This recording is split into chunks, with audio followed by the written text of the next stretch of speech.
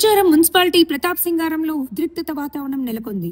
గ్రామంలో కంఠమహేశ్వర స్వామి ఆలయాన్ని రెవెన్యూ ఆఫీసర్లు ఇటీవల కూల్చివేశారు.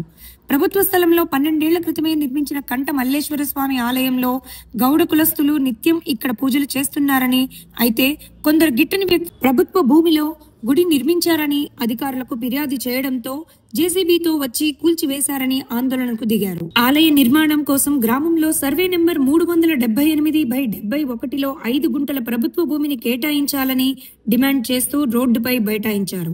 కలెక్టర్ వచ్చి హామీ ఇచ్చే వరకు నిరసన కొనసాగిస్తామని హెచ్చరించారు. ఎవడ్రా మీరు రోడ్ల మీద ఉన్న మదిర్లంగులో కొట్టే గుద్దల దమ్మున్నారు నా కొడకల్లారా, మీకు మా హిందూ దేవాలయ జోలికి వస్తారు ఖబర్దార్ అని చెప్పి హెచ్చరిస్తున్నాము.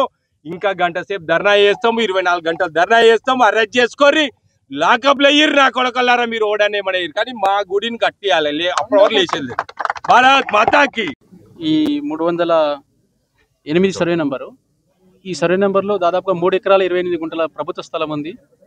ఇక్కడ స్థానికంగా ఈ గ్రామ వాస్తుడైనటువంటి వాసుదేవరెడ్డి గారట, ఆయన ఎవరో మాకు ఇంతవరకు తెలియదు, కానీ ఆయన పోలీస్ డిపార్ట్మెంట్లో పనిచేసిన అని చెప్పి, అదే ఎక్సైజ్ డిపార్ట్మెంట్లో పనిచేసిన అని ఆయన ఇన్ఫ్లుయెన్స్ ఉపయోగించుకొని ఏదో సంబంధిత అధికారులను మభ్యపెట్టి ఆయన తన భూమిని కబ్జా చేయాలనే ఉద్దేశమా, లేకపోతే ఆయన భూమి దగ్గర ఇటువంటి బీసీ సంబంధించిన గౌడకు సంబంధించిన కులస్తులది గుడి ఉండొద్దనే ఉద్దేశమా మాకు అర్థం కాలే. కానీ ఈ కంఠమహేశ్వర స్వామి స్వయంభుగా వెలిసిండి. ఇక్కడ దాదాపు 12 సంవత్సరాల నుంచి గుడి ఇక్కడ పూజలు నిర్వహిస్తూ ఉన్నారు. ఇక్కడ మన గౌడ సోదరులందరూ కూడా ఈ తాళ్ళు ఎక్కిన ఇక్కడ సాకబెట్టడం కానీ ఇక్కడ పూజ చేయడం కానీ చేస్తూ ఉంటారు.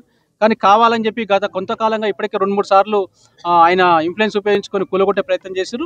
నిన్న జరిగిన సంఘటన ఏదైతుందో స్థానికంగా కూడా ఎంఆర్ఓ గారు, ఆర్ఏ గారు వాళ్ళకు కళ్ళు మూసుకున్నారా ఏమీ అర్థం కాలేదు. వాళ్ళు అంటే పైసలకు ప్రలోభమైనా లేకపోతే అధికార దుర్వినియోగం నాకు అర్థం కాలే. కానీ నిన్న చేయకుండా వచ్చి ఈ గుడిని ధ్వంసం చేయడం మేము హిందూ సోదరులందరం కూడా తీవ్రంగా ఖండిస్తా ఉన్నాం.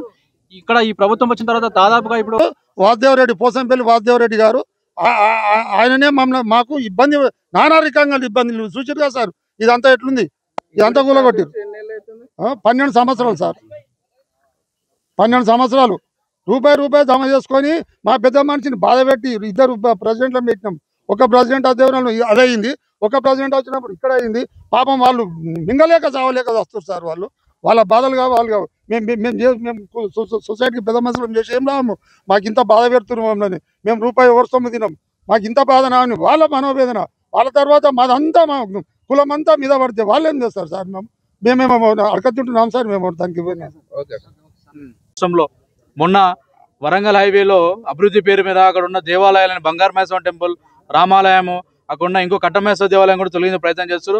ఇదే బీజేపీ కార్యకర్తలు అక్కడ సంఘటన స్థలానికి వెళ్ళి అడ్డుకోవడం జరిగింది. అంతకుముందుకున్న చెంగిచెరులో మన పిట్టల బస్సులో హిందువులపైన దాడులు చేసిరు. మొన్న కీసర రాంపల్లిలో మన హనుమంతుని టెంపుల్ కూలగొట్టారు.